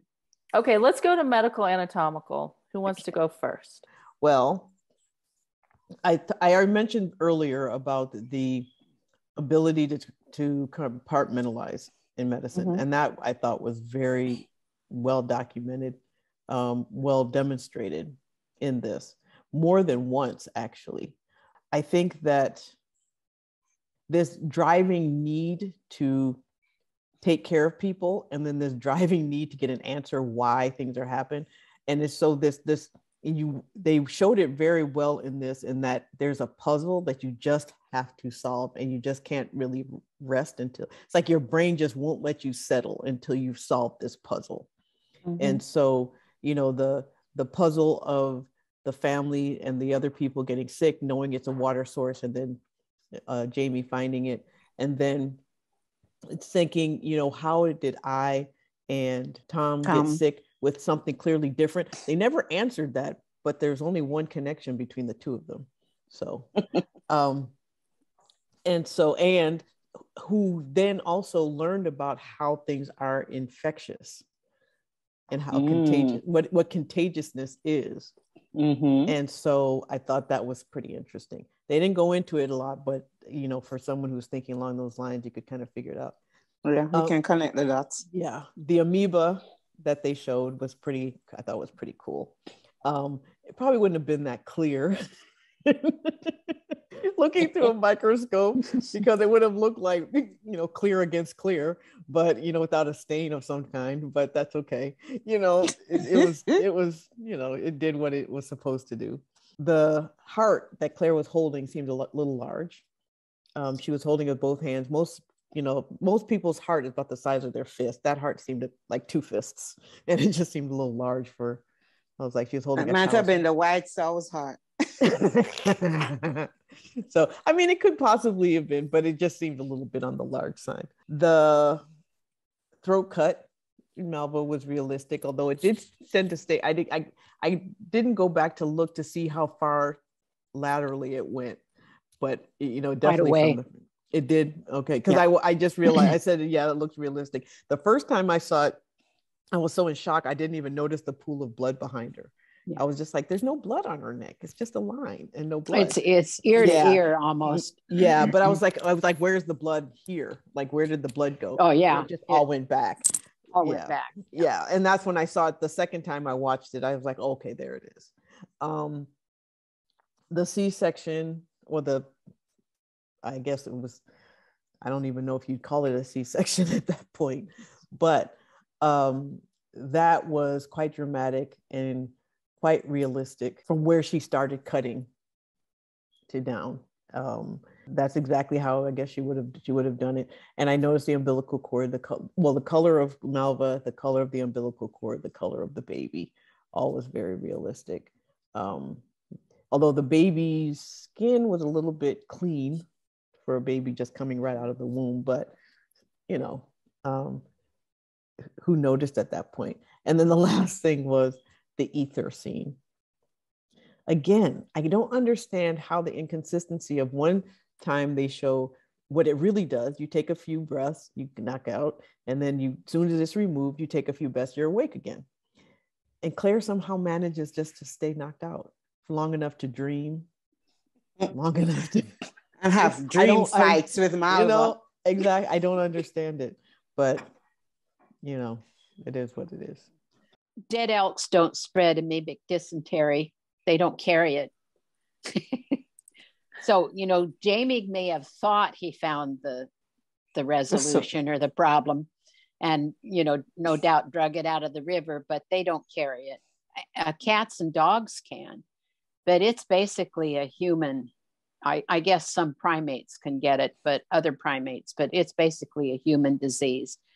And it is usually spread through infected water, food that has been infected with fecal matter, actually, and or sex it can also spread by sex. Oh. So bloody flux is an old word for diarrhea. So it means a disease that causes bloody diarrhea. And it is really a pretty bad disease, actually. And it does not respond to penicillin. They got that right. So, she had some herbs, and in the book, that's what she does. She makes a concoction with rhubarb and things like that in it, to give people to try to get them through this. But what's interesting to me is I agree with Kathy completely about her observations about the adult amoeba, but that's not the infectious form. It is the spore that they form that is passed from person to person, and that is the infective form that it gets through, that it is used. And then some people are carriers. It can survive apparently in the colon for years actually, and it is endemic in the United States. You think of this as something that just doesn't happen very often here, but it's got quite a few cases in California and Texas. Swimming in fresh water can be an issue. Lakes.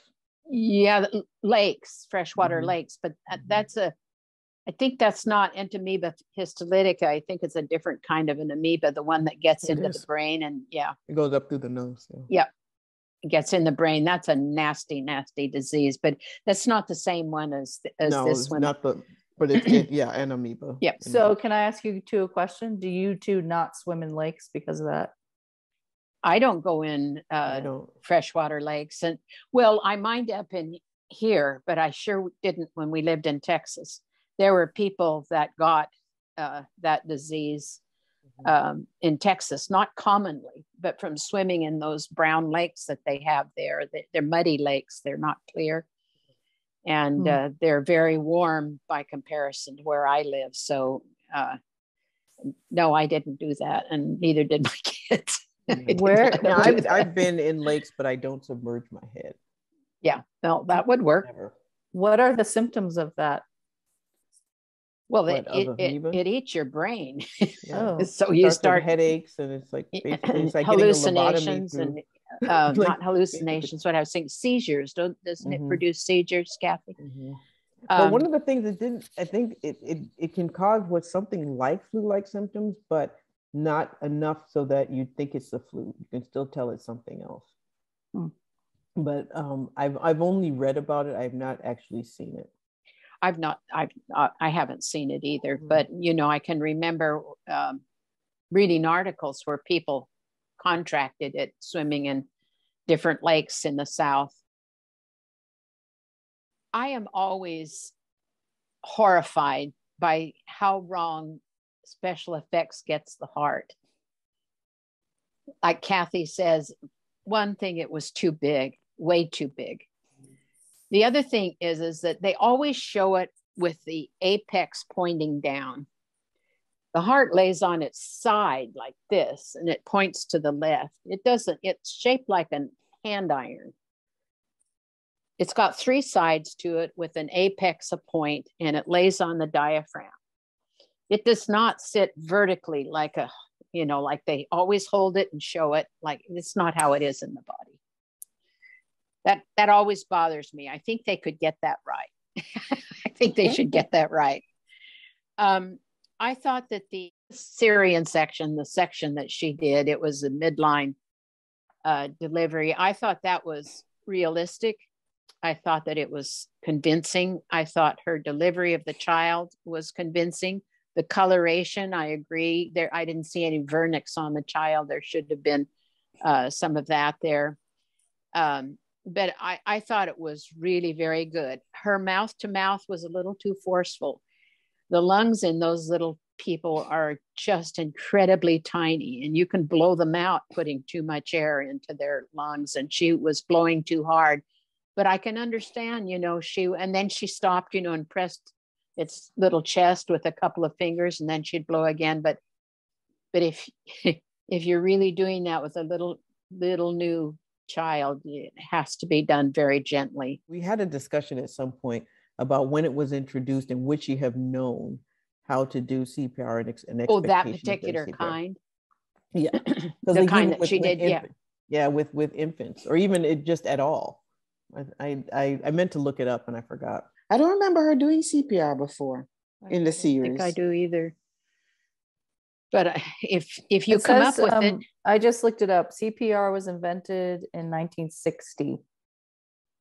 Modern CPR techniques were first introduced in 1950. Oh, okay. So she could have been familiar with I remember that came up before. But those modern ones, I think that's what maybe is hanging us up. Hers might not necessarily look like the way it's done today. Right. And I think for infants, it was, you just cover their mouth and nose, and then you just use two fingers. I think she did. I think what happened in 1960 was the combination of mouth-to-mouth breathing and chest compressions. That's what I would do instinctively. I'm not a physician, but as an anatomist, I would. People did it with animals at that time. Yes. I bet you they did it with animals, like blew into their mouth and nose. Sorry. What year did she go back? Okay. Let's see. I have no idea.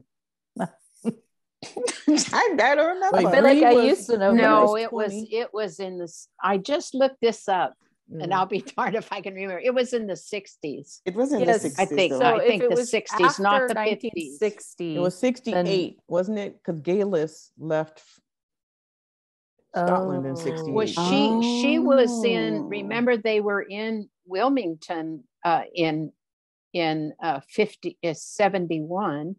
Because that's when Hayes was hung. Mm-hmm. So she would have been, before then. Yeah. So it was in the late 60s. Yeah. So she would have known about the combination of compression and mouth to mouth. I didn't watch the C-section, the cutting. I can't watch stuff like that. Really? It was extremely well done. That her body moves as Claire is cutting and then trying to get the infant out was extremely convincing. And Malva, bless her heart, Jessica, you could not tell that she did not move a muscle. She did not change her facial expressions. I assume it was her. Oh, it was her. I know, but I mean, I figured it was, but I was like, when I was watching, I was like, wow, it must be because she was just so still. Yeah, she really, like, is that a dummy? Yeah, I thought that they just kind of reproduced. Then I looked for what produces the kind of symptoms that Claire and Tom had. And there's 128 diseases. Well, let's go through all of them. A lot of them. No, there are a lot of them can be ruled out because they aren't possible. But some of the ones that I thought were either a bacterial or a viral meningitis, a viral pneumonia, or dengue fever, or flu itself can all, she said a bacterial or viral. Yeah. So I thought that was kind of interesting. And then the last one, the ether hallucinations. I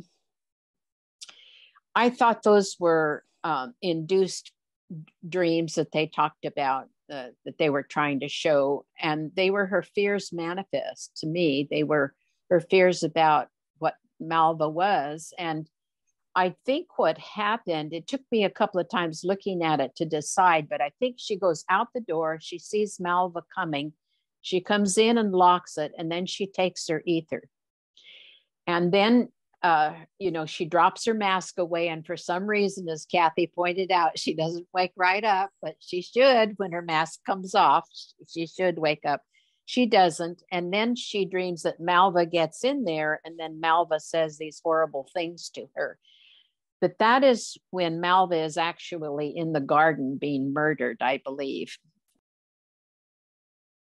Yeah. And then when Claire comes out, she's freshly murdered. And that's when she finds her in there.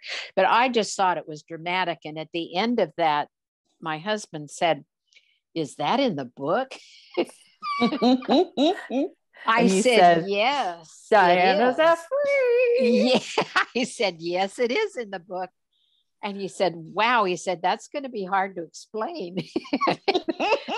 And then he said, "Now they have to figure out who murdered her." And I said, "Well, who would you think?" And he said, "Well, I would put the brother at the top of the list." And I said, "You would?" I said, "Why?" And he said, "Well, in patriarchal systems, the males in the family very often kill women, who they feel have shamed the name." That was his thing. Now, he's not a book reader, but I looked it up, and there are 87,000 women and girls that are killed yearly in the world. 58% are killed, 58% of those are killed by family members or intimate partners.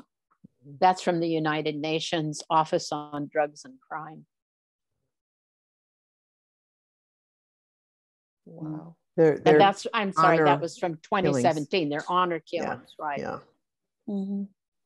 So I just thought I'd throw that in there, because here we're hearing from somebody who's not a book reader how how something impacted them and what they immediately went to, to think of a explanation for this horrendous event that we witnessed.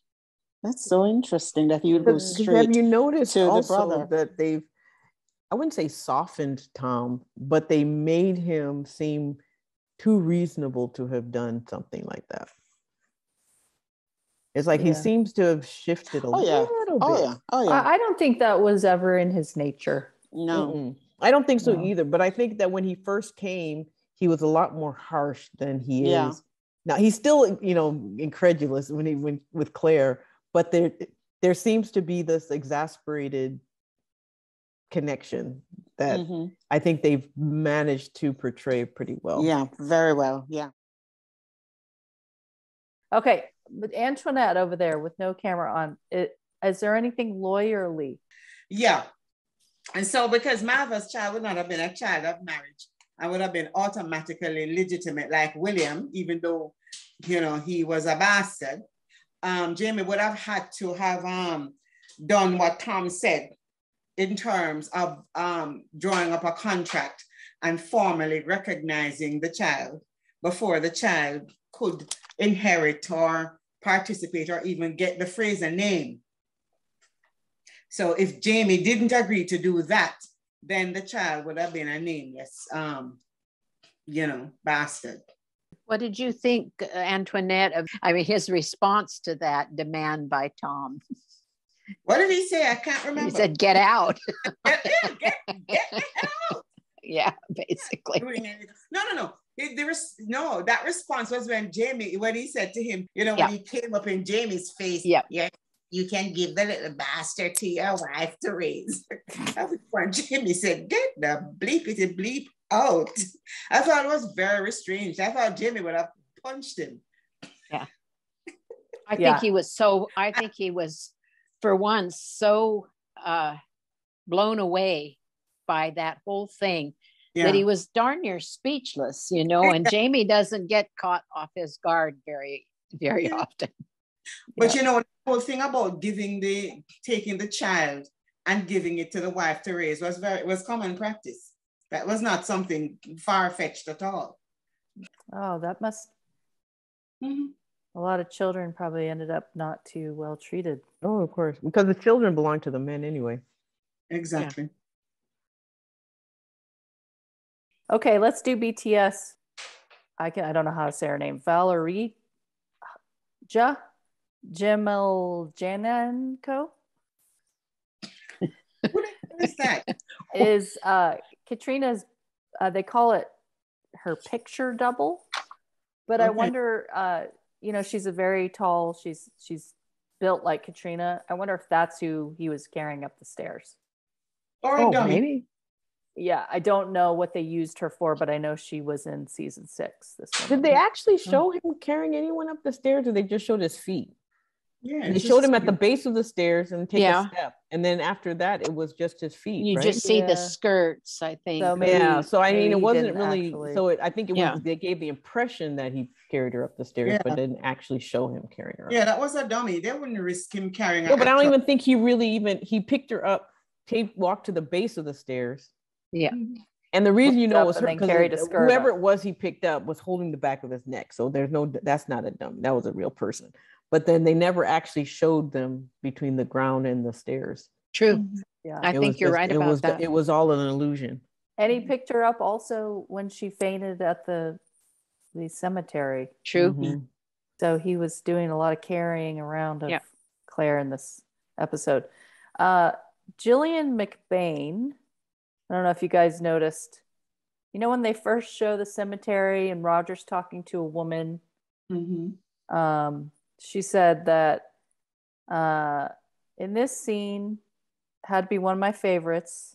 What is shown on screen, Roger's consoling me over the death of my husband to dysentery.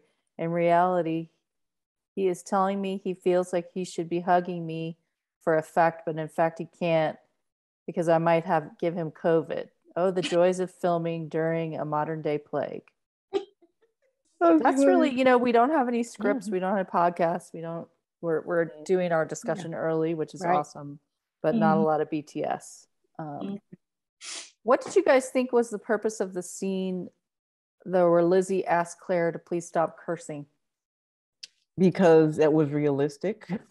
I'm just saying the reason she said it seemed ridiculous. Don't say it. The children's last things they should hear is not a curse, but rather a blessing. However, that would have been, I know now people who are shocked when they hear people say that. So I can imagine then where it's really considered a damnation, you're damning somebody, you know, so I could see her commenting about it, but not, you know, for the children's sake, but just because of purely religious reasons. I just wondered, why was it included? Just because it was a stressful situation and Lizzie was like, that's how Claire handles stress, and Lizzie was just being of her time. I thought it was a reminder that she comes from another time, and that her, you know, the way that medicine is treated, you know, in the 20th century was 2 centuries away from what was happening then, and how different it is for women now than it was then too. That was the other thing, is the women didn't, you know, curse. No. Yeah, and I guess it could be that Claire sort of went into her own world while she was triaging or whatever was going on there. She's angry. Demonstrate that. She's angry because she couldn't. She couldn't do anything. I mean, the frustration and the anger and the just, you know, damn it, you hear it. I mean, anyone who goes into an OR would know. Surgeons have the foulest mouths, and anytime something doesn't go well, you hear it. Surgeons do too. Yes, that's why I said surgeons in the OR. I mean, they're the I mean, they have the worst tempers Yeah. and they have Yes, the they foulest do. mouths, and everyone hates rounding with surgeons because Yep. they can sometimes, I mean, they've gone as bad as throwing scalpels at people. Yeah, I've had some, when I was classmates who've had, if they answer the question, if there's, do something wrong, or they actually helped in our gross anatomy course. They helped us dissect. I enjoyed them, but they had a terrible reputation, and they had really a nasty sense of humor. Yeah, it was the grossest sense raunchy, of nasty oh sense my of humor. gosh. OBs as well, which is one of the reasons why I don't go to male OBs. Urologists too. Urologists are also. Well, that's not that far-fetched. Okay, let's go to favorite lines then. Antoinette. One out of the books about the sun going up and coming down, and hearing her in the surgery, knowing that she's there or somewhere, means the sun will go up and come down. Because that, to me, is the essence of the Jamie and Claire relationship. So that was my favorite line. Where Jamie says, in fact, most of the things that I chose are from Jamie lines, but he says, he's talking about Claire, and he says, "You're fierce as a badger and proud as Lucifer. You are," and then he says later, "You are kind too and very clean, but no much of a cook." Yeah, I like that. Yeah, I laughed out loud, and so did my husband.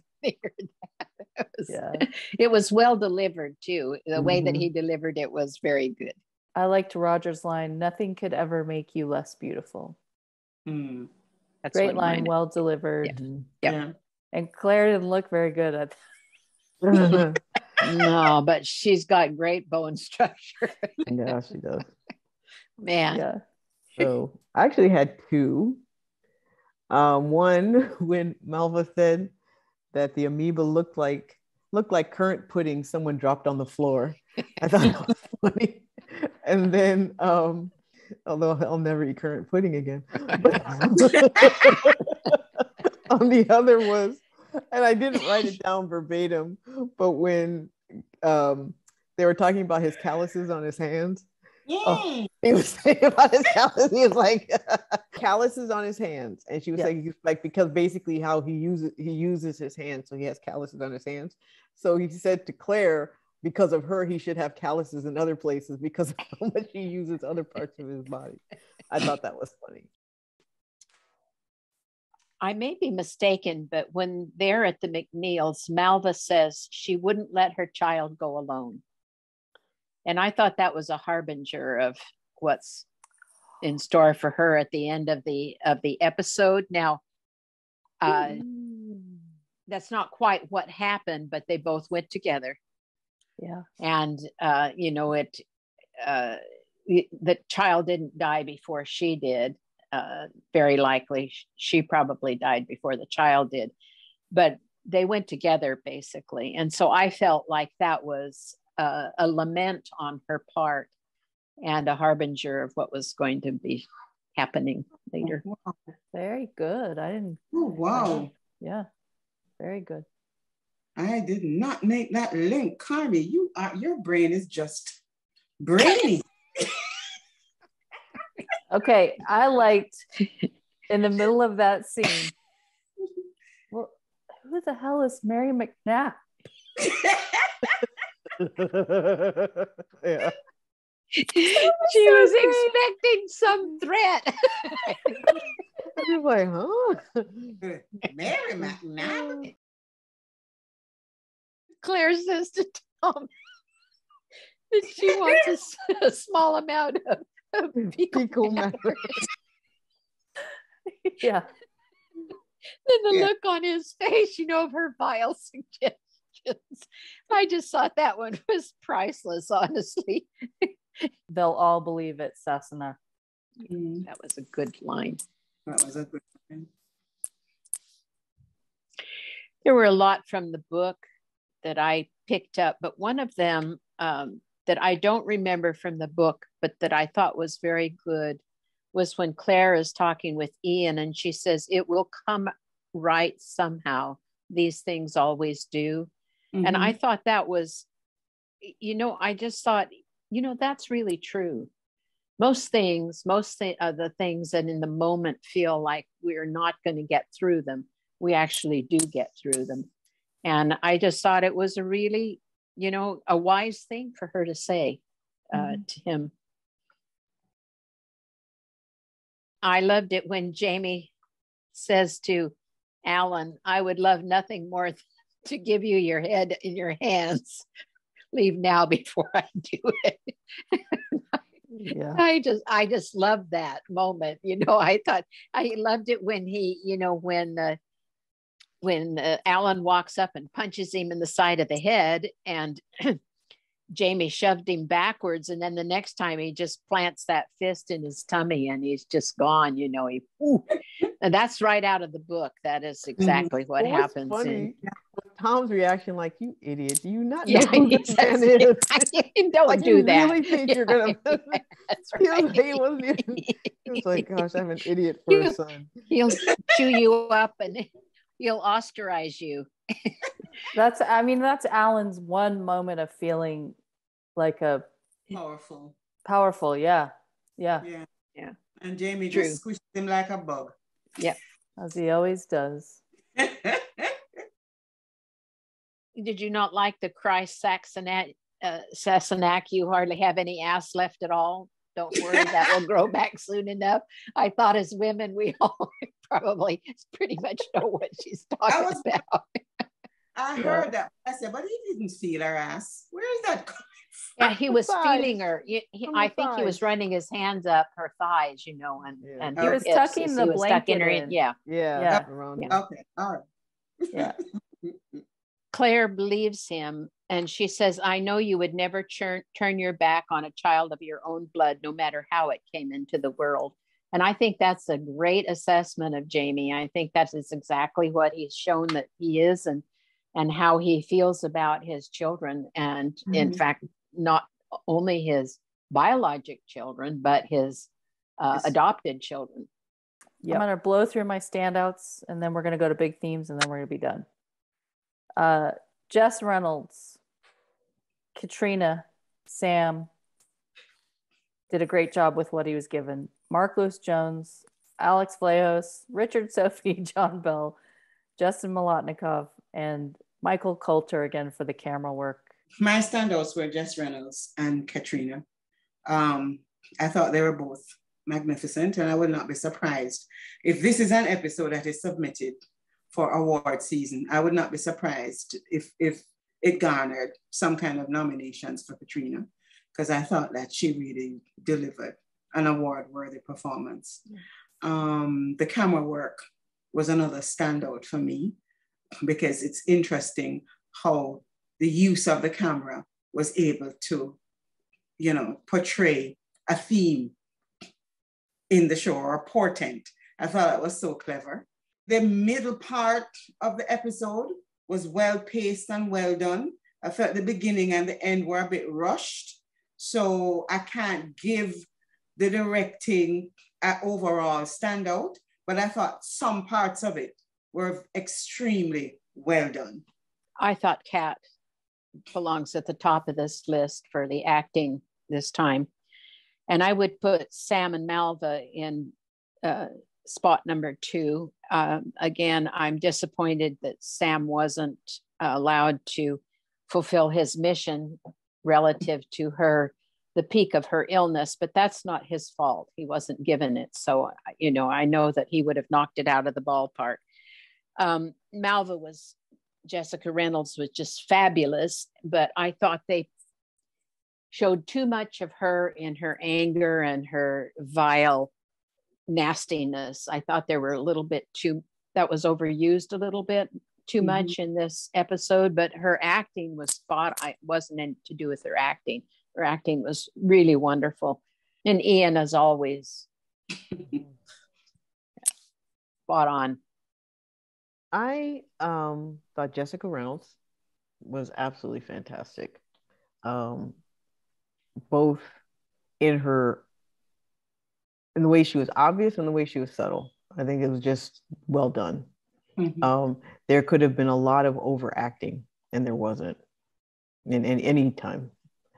The other person that I feel is very convincing and very good at what he does is Rick. I just find I forget who he is. Mm-hmm. I mean, you really just forget. He just seems like, I mean, when you said before that people have said that who's most like their character, and they said that he is, I would not be surprised, because it just seems like it's just so natural for him. Now this season. Yeah. This season feels like the character. Now the character, yeah. Before he seemed like he was playing out of character for himself, Mm-hmm. but now he feels like he's playing in character.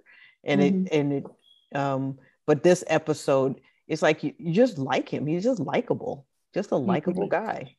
He's finally aligning with Book Roger to me. That's what yeah, and that's what I liked, especially in this episode. They're just letting him be expressive and and kind and gentle and accomplished, mm-hmm. And competent. Yeah, and it's good to see. And they didn't overdo the Amy McCollum thing. No. They put it in there, and it was just done subtly, so they didn't trash Roger in the process. Yeah, which would have been the temptation in previous seasons. Yeah. But I agree with you, Kathy. I think Richard is an excellent actor. He really is. Everything I've seen him in, he's really good.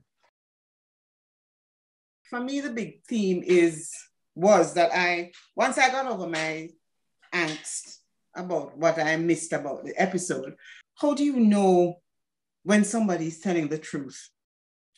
Is it because you know them, or does their story have to be plausible? Do you need proof? Or is it instinctually because you know the person, who they are, that you give them the benefit of the doubt? And the benefit of the doubt is a gift that so many people don't get. When people are accused of things, so many people are quick to jump to conclusions and to believe the worst. And we saw that. We saw both of that of those extremes in the episode. We saw Jamie's family give him the benefit of the doubt because of who he is, because they know him. And they know that what he's accused of is completely out of his character. And then we saw the other people who would not give him the benefit of the doubt, even though they should have, because they know him. But there is this thing in people that we want to believe the worst. And so for me, the theme that I came away with is that the benefit of the doubt is a gift. Is a gift. And too many people are quick to cast people, to believe the worst in people, despite the fact that they know them and know that they should give them the benefit of that doubt.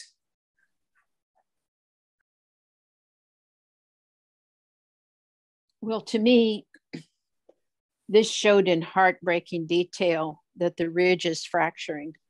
Mm.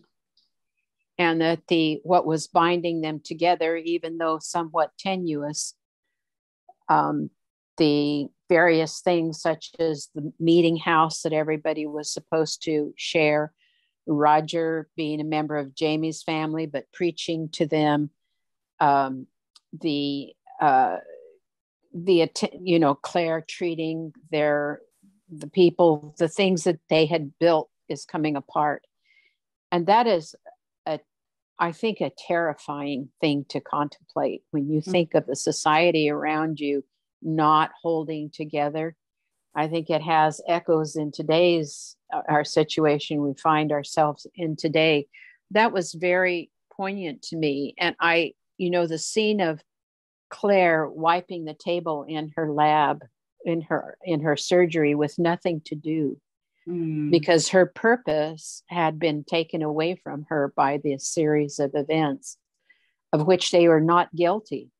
They had not done anything. And that was just that was very sobering to me. And then in the background, the drums of war are beating. They're beating. And, it must just be very hard for them to find peace in this situation. And I think that fracturing of the community is what, for me, was and the loss that our main character suffered is, to me, the most important theme in this episode. Yeah. Thank you for reminding me about that, Carmen. That scene of Claire in her empty surgery. That's kind of how you feel when you retire from something that you love and it's not there anymore, and you have to re-find your life again and make a new way of being. And that's not easy to do. If your job's not very important to you, then it may not be so. But if it's really an important part of your life, and I can see how she felt about that. And I liked how you related that to what's happening today in our culture. Yeah. Feels like our society is fracturing right in front of our eyes. Yep. Yeah. It is. And it is terrifying. My big theme is tragedy, the impact of unresolved generational trauma and the legacy that it leaves. And then the power of love to heal that, or the ramifications of the absence of love, and just the pain and abuse and how it continues to be passed on if there is no love. The Malva is such a bright, curious little spirit, and due to constant pervasive abusive messaging and physical abuse, she's been wasted. She's been ruined. And her only hope, Claire, sadly ended up becoming the scapegoat. I believe she got some advice from someone else on that, but it's sad, and you see that all around you too. Because when you look at Fergus and Marcelly and young Ian, they've all been through really hard things, but they have the spirit of love of their family, of their upbringing, and they have the love of their family as they go through those things. These people who don't have that, and it just gets passed on from generation to generation, and their messaging is so negative and damaging. That's what really came forward to me in this episode. What I felt was that what kept coming to mind: when people show you who they really are, believe them. Good. And it just seemed that everyone stayed true to who they really were. Yeah. And that's that. And really, that was it. Malva is who she is. She shows signs of it before. Her boldness, even though there's a certain level of, in a lot of ways, Marcelly is also very similar to Malva in terms of their curiosity. But there was still enough of something else that Claire should have picked up on it. And I think that Claire is who she is. I think Jamie is who he is, and he showed himself to be who he is. Same with Ian, Roger. I think everyone, just Alan, all of them. I think it's just when people show you who they really, the simple-mindedness of the Fisher folk and their suspicions and superstitions, and they're living off the generosity of the very person that they're condemning. Yeah. So I just felt it looks like it was just a repeated reminder that when people show you who they are, better believe them. Yep. Good. Well, that's it. We did it. Yay! And it was only 50. Carmen something. I wore this in honor of Carmen because last time I wore a sparkly one. So this time I wore a beaded one. Oh, I love it. It's actually Maasai beading. I can see the pattern. I was going to ask you, and the color. Yeah, it's now it's not traditional wonderful by any means, because it's basically a traditional beading on a modern item, because most people don't wear headbands. No, I have books of the Maasai beading. Actually, they do beautiful work. Yeah, it's usually often used. Red is very prominent. I have a lot of Maasai stuff because it's everywhere. In fact, there's a market called the Maasai Market in Nairobi. Oh, really? And you go there, and it's just it's like a flea market. Like you'd see a flea market here with just tables and tables. So like a mile of just tables of people selling beadwork. Oh my goodness. Yeah, you'd love it. I would. But they also do a lot of cloth beading. Like they do beading on cloth as well. So clothing and different things. But I even have one, like it's called a rungu. It's actually a weapon that has beading on the end of it. Oh, I've seen those. Oh, yeah. I was going to say people beat all kinds of things, walking sticks and weapons. And it's sort of the African version, the Maasai version of actually the same weapon that Ian threw last episode before last. So, that's the what is it called? It's a rungu. In Kenya they call it a rungu, and basically it's just a really heavy stick with the knob at the end, and you don't want to be hit by one. It's one of those, like one of those war clubs that you're talking about. But they bead them. They'll put beading on the end of them, and they make. It's very interesting because the Maasai men are very decorative. They're they're the ones with the long hair and and a lot of the beading. The women have it too, mostly around their necks, but it's the men they're peacocks basically. Well, isn't it true that a lot of the males of a lot of species are the ones that have all the that are supposed to attract the females versus the females? Humans are the only species that pretends that doesn't happen. Yeah. Well, I mean, even in Europe back in the I see 1700s, the men really did decorate themselves with silks and ruffles and things like that. Oh yeah, in Paris. Isn't that dandy? Isn't that the word where dandy came from? And wigs and beauty spots. Yep. Like Philip Wiley. That's true. Philip Wiley. Yeah, but we somehow become a society where some women have been convinced that men make the choice. Yes, and really men make what choice? In partner. Yeah. What